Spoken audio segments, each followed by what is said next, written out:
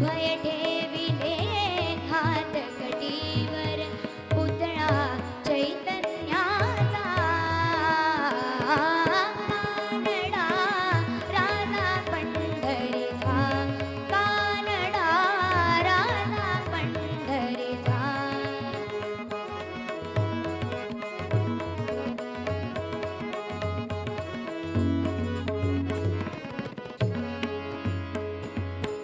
परब्रह्म हे भक्तासाठी परब्रह्म हे भक्तासाठी मुके ठाकले भीमे काठी मुके ठाकले भीमे काठी उभा राहिला हा बसावयव उभा राहिला हा बसावयव जणू की पुंडलिकाचा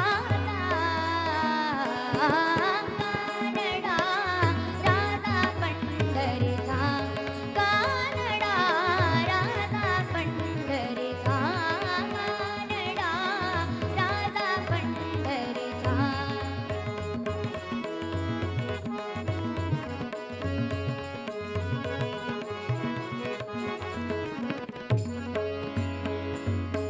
हा नाम्याची खीर चाखतो तो खोबाची गुरे राखतो हा नाम्याची खीर चाखतो तो खोबाची गुरे राखतो पुरंदराचा हा परमात्मा पुरंदराचा हा परमात्मा वाली कामाची कानडा राजा पंढरीचा कानडा राजा पंढरीचा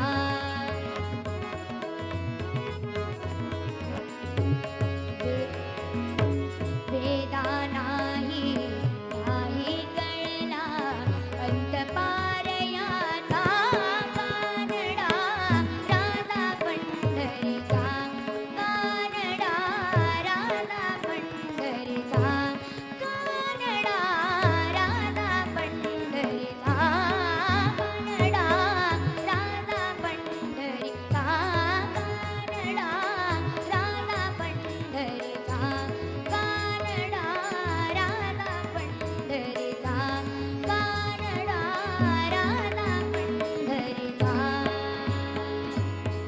धन्यवाद.